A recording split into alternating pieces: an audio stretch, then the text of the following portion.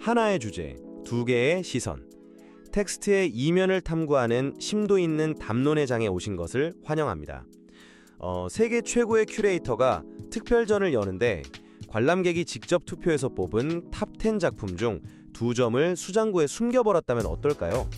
우리는 이걸 그 예술적인 큐레이션이라고 부르며 박수를 칠까요?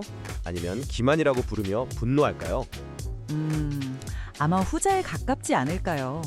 오늘 우리가 다룰 주제가 바로 이 날카로운 경계선 위에 있죠. 맞습니다.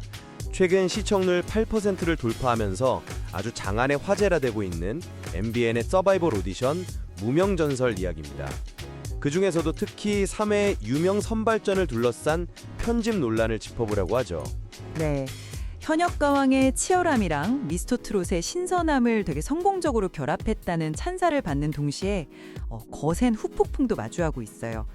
18명의 유명 가수들이 경연을 펼쳤는데 최종 5위를 한 강태관 씨, 그리고 8위를 한 이도진 씨의 무대가 본방송에서 이른바 통편집되는 일이 벌어졌거든요. 그래서 오늘 저는 이 논란 속에서 제한된 방송 환경 아래 프로그램의 극적 서사와 흥행을 이끌기 위해 제작진에서 선택한 불가피한 내러티브 큐레이션의 입장을 대변해보려 합니다. 반대로 저는요, 시청자의 투표가 결과에 직결되는 서바이벌 시스템에서 상위권 실력자들의 무대를 숨기는 것은 단순한 편집 기술의 문제가 아니라고 봅니다. 시청자의 평가 권리를 침해하고 프로그램의 절차적 투명성을 훼손하는 심각한 문제라는 점을 지적할 겁니다. 좋습니다. 그럼 본격적으로 들어가 볼까요? 저는 우선 우리가 서바이벌 오디션이라는 매체를 바라보는 기대치를 조금 조정할 필요가 있다고 봅니다. 오디션 프로그램은 모든 참가자의 무대를 똑같은 비중으로 보여주는 CCTV나 다큐멘터리가 아니잖아요. 뭐 그렇긴 하죠. 철저하게 기획된 쇼니까요. 맞아요. 그러니까 철저하게 기획된 서사적 선집, 즉 엔솔로지에 가깝다는 겁니다. 총 18명의 이미 검증된 유명 가수들이 나왔는데 다음 라운드인 1대1 데스매치에 올라가는 건 단 10명 남짓이에요. 그렇죠. 굉장히 좁은 문이죠. 네, 이 극단적인 병목 구조 속에서 18명의 무대를 물리적으로 단순 나열한다면 과연 8%라는 시청률이 나올 수 있었을까요? 저는 불가능하다고 봅니다. 엔솔로지라는 표현 되게 매력적이긴 한데요. 근데 서바이벌 프로그램이라는 장르 자체가 시청자와 맺고 있는 일종의 암묵적인 계약이 있지 않습니까? 계약이요? 어떤 계약을 말씀하시는 거죠? 그러니까 실력대로, 그리고 우리가 던진 표의 무게대로 결과가 도출되고 그 과정을 투명하게 보여준다는 어떤 믿음 말입니다. 물론 그 계약의 중요성을 전면 부정하는 건 아닙니다. 하지만 현대 오디션 프로그램에서 시청자가 원하는 또 다른 강력한 계약이 있어요. 바로 나를 지루하게 만들지 말라는 약간 엔터테인먼트로서의 본질이죠. 시청률을 위해 물리적인 나열을 피해야 한다는 점은 동의합니다. 하지만 제가 문제 삼는 건 누구를 어떤 기준으로 택략했는가입니다. 텍스트에 나타난 데이터를 보면요, 강태관 씨는 관객 점수 143점, 이도진 씨는 141점을 받았거든요. 네, 상당히 높은 점수였죠. 상당히 높은 정도가 아니죠. 심사위원 130점, 관객 170점이라는 총 300점 만점 시스템에서 이 정도 관객 점수면 현장을 말 그대로 압도했다는 뜻이거든요. 현장에 열기를 전달하지 못했다는 지적이시군요. 맞습니다. 현장 관객을 그토록 열광시킨 무대를 안방에서 응원할 시청자들에게서 박탈해버린 겁니다. 이게 과연 합리적인 선택과 집중일까요? 저는 좀 회의적입니다. 그 점수 데이터가 흥미로운 지점인데요. 왜냐하면 제작진이 관객의 선택을 무시해서 통편집을 한 게 아니기 때문입니다. 오히려 그 반대죠. 반대라고요? 관객 점수가 높은 사람을 잘라냈는데 어떻게 반대가 됩니까? 그러니까 제작진은 지금 관객 투표의 힘이 얼마나 위대한지를 다른 방식으로 증명하고 싶어 했던 겁니다. 텍스트에 등장하는 황윤성 씨나 라이언 씨의 사례가 그 완벽한 메커니즘을 보여주잖아요. 황윤성 씨가 관객 점수로 순위를 크게 뒤집은 그 서사 말씀이시군요. 정확합니다. 황윤성 씨는 심사위원 점수만으로는 10위권 밖이었어요. 완벽한 탈락 위기였죠. 그런데 관객 점수에서 무려 146점을 쓸어 담으면서 최종 3위로 수직 상승합니다. 라이언 씨도 관객 점수 1위로 전체 2위까지 치고 올라왔고요. 극적이긴 했죠. 맞아요. 제작진이 메인 방송에 이들의 무대와 서사를 전면 배치한 이유가 뭘까요? 단순히 이들이 예뻐서가 아닙니다.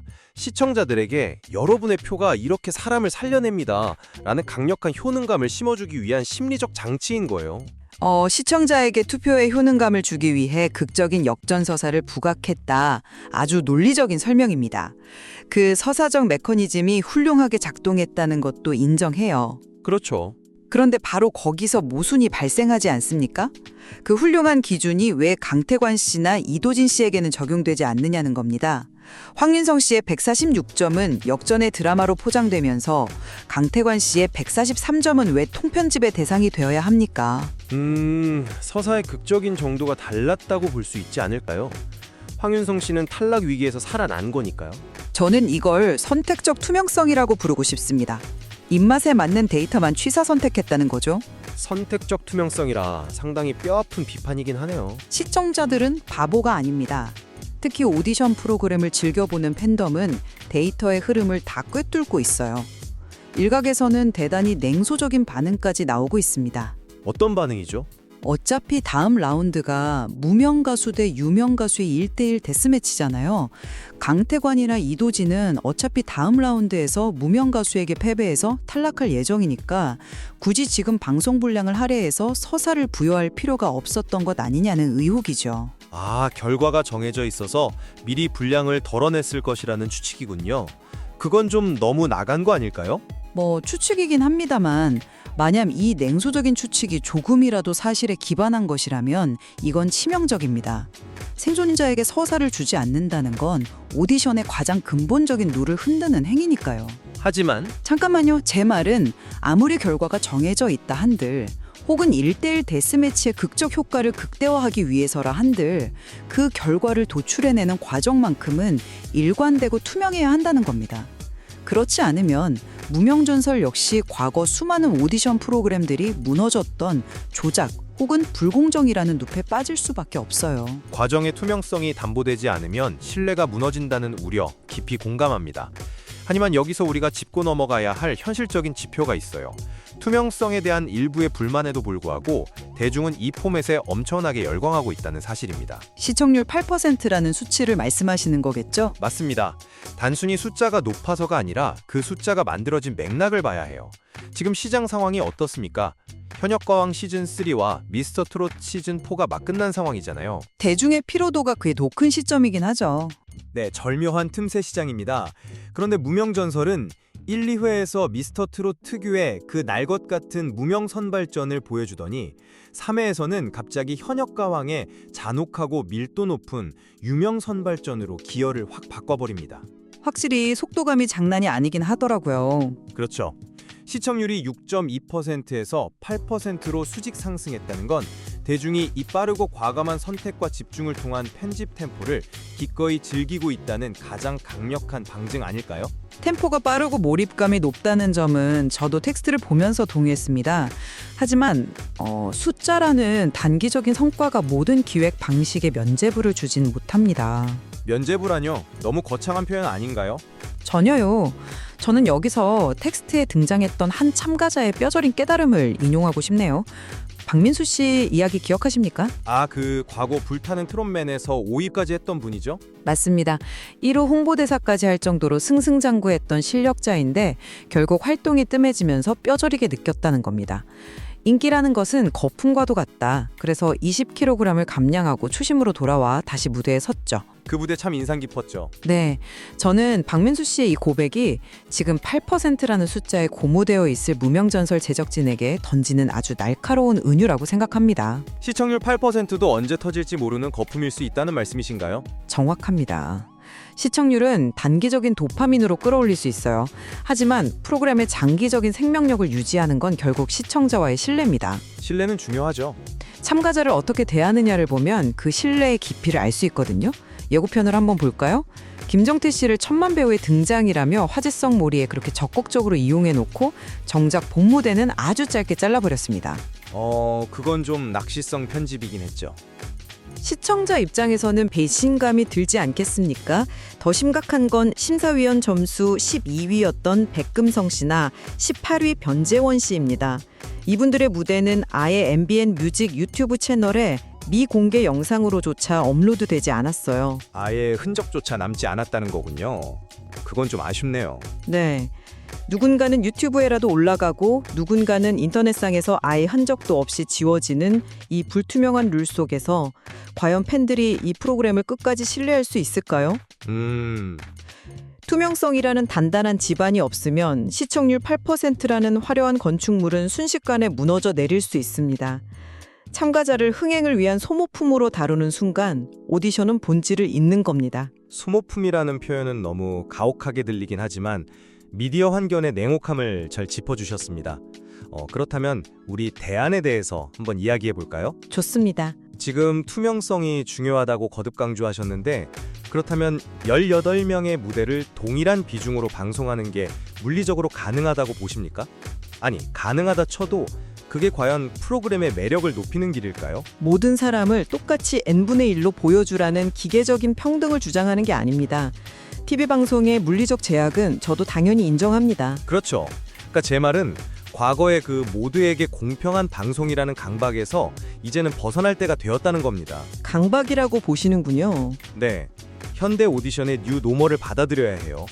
최고점 272점을 받으며 무대를 완전히 압도해버린 성리 씨 같은 참가자에게 프라임타임에 메인 렌즈를 온전히 내어주고 거기서 폭발적인 반응을 이끌어내는 게 맞습니다. 성리 씨 무대는 확실히 돋보였죠. 그럼 편집된 강태관, 이도진 씨는 버려진 걸까요?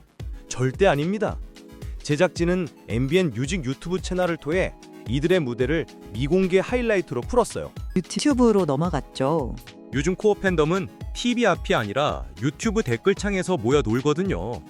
이건 배제가 아니라 플랫폼의 다변화를 통한 아주 유연한 크로스 미디어 전략으로 읽어야 한다고 봅니다. 크로스 미디어 전략, 말은 좋습니다. 시대가 변했으니 플랫폼을 분산시키는 건 영리한 선택이죠. 하지만 제가 말씀드리고 싶은 건 최소한의 선입니다. 최소한의 선이요?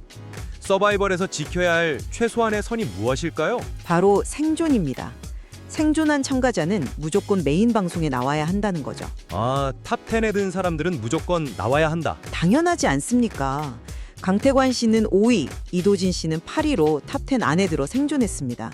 이들은 다음 라운드 진출자예요. 한번 상상해 보십시오. 네. 방송 말미에 최종 순위표가 웅장한 음악과 함께 CG로 화면에 쫙 뜹니다. 거기에 5위 강태관, 8위 이도진이라는 이름이 버젓이 박혀 있는데 정작 앞선 2시간 내내 시청자들은 그들이 노래 부르는 모습을 단 1초도 보지 못했어요. 이게 기괴한 시각적 불협화음 아닙니까? 인지적 부조화가 올 수 있다는 점이죠. 그 부분은 공감합니다. 맞습니다. 이름은 살아남았는데 무대는 죽어버린 이 기형적인 구조. 이걸 어떻게 매체 다변화나 세련된 큐레이션이라는 말로 포장할 수 있겠습니까? 너무 날썩에 비판하시는 거 아닙니까? 유튜브로 보라는 건 제작진의 편의주의일 뿐 절차적 정당성을 스스로 훼손하는 자가당착입니다. 합격자의 무대만큼은 안방극장의 시청자가 납득할 수 있는 최소한의 분량으로 다루어졌어야 합니다. 순위표에는 이름이 있는데 무대가 없다는 그 시각적인 괴리감, 저도 그 부분은 제작진이 연출적으로 조금 더 매끄럽게 다듬었어야 했다고 수긍합니다. 다행이네요. 동의해 주셔서. 하지만 다시 한번 카메라를 쭉 뒤로 빼서 전체 숲의 조감도를 한번 보죠. 무명전설이 이 유명 선발전을 통해 궁극적으로 하려는 이야기가 무엇일까요? 단순히 누가 노래를 제일 잘하느냐를 가리는 걸까요? 글쎄요. 서바이벌이니까 당연히 가창력 경쟁도 포함되겠죠. 아닙니다. 이미 굳건한 팬덤을 가진 유명 가수들을 데려다가 완전히 새로운 앵글로 조명해서 전혀 다른 서사를 창출해내는 실험을 하고 있는 겁니다. 단순히 가창력을 겨루는 게 아니라 서사의 충돌을 기획하고 있다는 말씀이시군요. 그렇죠. 강태관, 이도진 씨의 무대가 훌륭하지 않아서가 아니에요. 제작진이 이번 편집은 이들을 소모품으로 버리기 위함이 아니라 이어지는 무명 대 유명 1대1 데스매치라는 훨씬 거대하고 잔혹한 전쟁을 준비하기 위한 일종의 진영짝입니다. 진영짝이라. 네, 심사위원 만점을 받은 성리라는 절대적인 탑독, 그리고 관객 투표로 지옥에서 살아 돌아온 황윤성이라는 극적인 언더독, 이 대비를 선명하게 보여주기 위해 방송의 하이라이트를 몰아준 거죠. 이게 바로 방송 매체만이 가질 수 있는 고유하고 파괴적인 큐레이션 역량입니다. 서사를 쌓아가는 제작진의 기획력이 뛰어났다는 점은 저도 텍스트를 분석하면서 충분히 느꼈습니다. 분명 18명의 실력파 유명 가수들을 한자리에 모아놓고 현역가왕의 살벌한 긴장감과 미스터 트롯의 오락적 요소를 버무려낸 이 포맷 자체는 대단히 파격적이고 흡입력이 있죠. 네, 그 융합의 시너지가 지금의 화제성을 만든 셈이죠. 대중의 시선을 사로잡는데 완벽하게 성공했고요. 하지만 제가 끝까지 경계하고 묻고 싶은 것은 바로 그 화제성의 이면입니다. 대중의 점수가 절대적인 권력을 가지는 300점 만점의 투표 시스템을 만들어 놓고 정작 시청자들에게 제공되는 정보는 제작진의 자의적인 큐레이션에 의해 통제된다면 어떻게 될까요? 위험할 수 있다는 거군요. 그렇죠. 그건 앞서 말씀드린 시청자와의 암묵적인 신뢰 계약을 정면으로 위반하는 겁니다. 오디션 프로그램의 가장 강력한 무기는 화려한 연출이나 기막힌 편집이 아니에요. 그럼 뭐죠? 참가자의 땀방울과 시청자의 한 표가 투명하게 연결되어 있다는 굳건한 믿음이죠.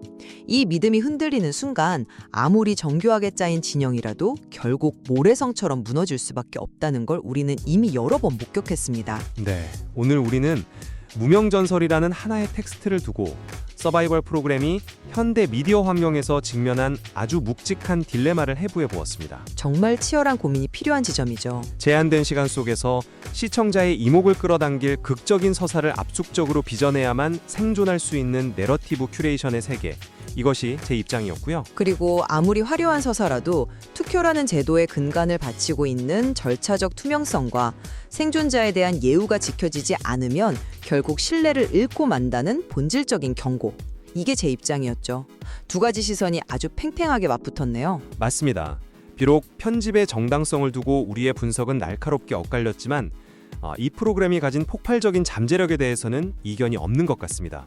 당장 다음 주면 텍스트에 남겨져 있던 아주 흥미로운 떡밥이 회수되잖아요. 아, 공동 9위 이창민 씨의 최종 생존 여부 말이죠. 네, 그 발표와 함께 모두가 기다리던 진짜 본게임, 무명 대 유명 1대1 데스매치의 막이 오릅니다. 네, 어쩌면 그 1대1 데스매치 무대야말로 제작진이 짜놓은 정교한 서사적 기획력과 참가자들의 절박한 진정성이 정면으로 부딪히는 진짜 시험대가 되지 않을까 싶습니다. 투명성에 대한 논란에 잠재울 만큼 압도적인 무대들이 쏟아질지 매의 눈으로 지켜봐야겠습니다. 서바이벌 오디션의 심장을 뛰게 하는 진정한 동력은 무엇일까요? 제작진이 제한된 캔버스 위에 세밀한 조명과 과감한 생략으로 그려낸 한편의 숨막히는 서사일까요? 아니면 다소 투박하고 매끄럽지 않더라도 시청자들의 투표용지 한 장 한 장의 무게가 텔레비전 화면 위에 온전히 증명되는 투명한 절차일까요?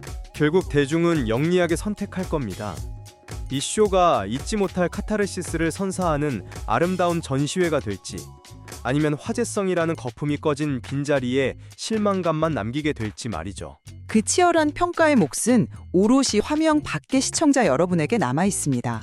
앞으로 펼쳐질 라운드에서 어떤 무대가 우리를 기다리고 있을지, 그리고 제작진은 이 뜨거운 논란의 파도를 어떻게 유연하게 넘나들지 계속해서 지켜보는 재미가 있겠네요. 오늘 저희가 나눈 이 치열한 담론이 여러분의 다음 주 시청 경험에 새롭고 깊이 있는 통찰을 더해주었기를 바랍니다. 오늘 담론은 여기서 마치겠습니다.